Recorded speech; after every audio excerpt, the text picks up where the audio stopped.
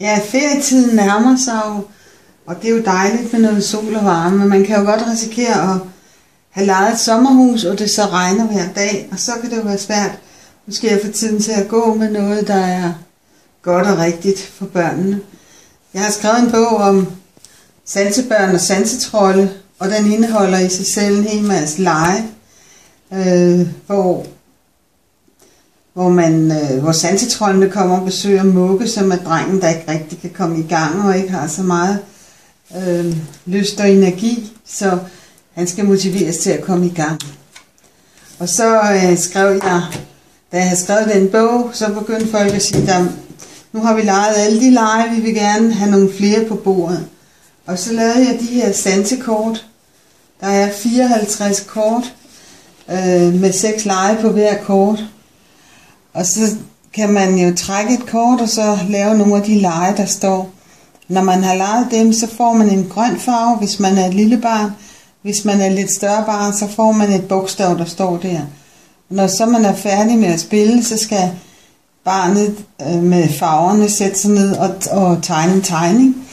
Og det kan så være, at det kun er blevet 2 grønne og en blå, og så må han nøjes med de farver. Hvis det er lidt større barn, der har fået et bogstav, så kan man jo se, om man kan lave ord med dem, eller skrive sit navn.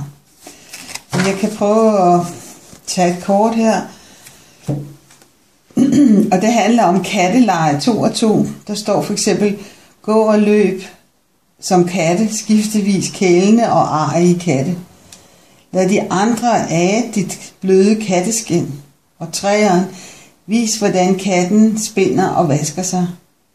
4, drej rundt på halen, eventuelt på en pude på gulvet. Nummer 5, en kat ser en fugl, der sidder og vasker sig. Når du har lavet alle de her lege, så får du en grøn farve og bogstavet V.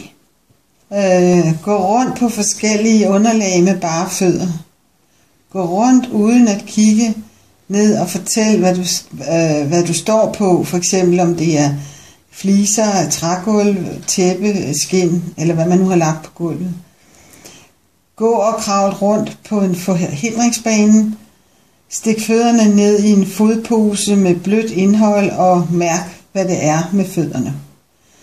Mærk i hånd og fodpose samtidig og find ens ting. Altså man har en lille pose og en stor pose, og så har man nogle de samme ting i fodposen, eller posen til foden og posen til hånden, og skal man se, om man kan mærke de samme ting, for eksempel en bold, eller en hest, eller nogle små ting, man har lagt ned af legetøj. Og til sidst, masser og børst dig selv under fødderne. Der er altså nok at gå i gang med her. Der er alle de her kort, så du kan bruge her i sommerferien til dig og børnene. Og den her bog, Mugge og sansetrollene, det er på så vidt det samme eventyr, som står her i, men teoridelen er taget ud, og så er der sat noget ind med nogle flere lege, og så er der også hans fødselsdag, de holder, så man kan se, de har lavet sådan nogle punkter ude i haven, og dem kan man jo godt lave de her lege, selvom at det ikke lige er en fødselsdag, men bare fordi man har lyst til at lave noget sammen med sine børn. Så det er en god bog at have sammen med kortene, og så er der så en vejledning, der følger med, når man køber kortene, hvor der står beskrivelse af, hvordan man leger de forskellige lege, og hvad det er for nogle legetøj, vi bruger, og det er sådan noget helt enten meget billigt, eller noget, de fleste har i forvejen. Nogle balloner, nogle bolde, og man tegner en hængerude, man har nogle fjer, man kan lave forhindringsbane af de ting, man nu har. Og så føleposer, det er også bare, at man har nogle poser af en art. Så det er alt sammen noget, der ikke koster noget videre.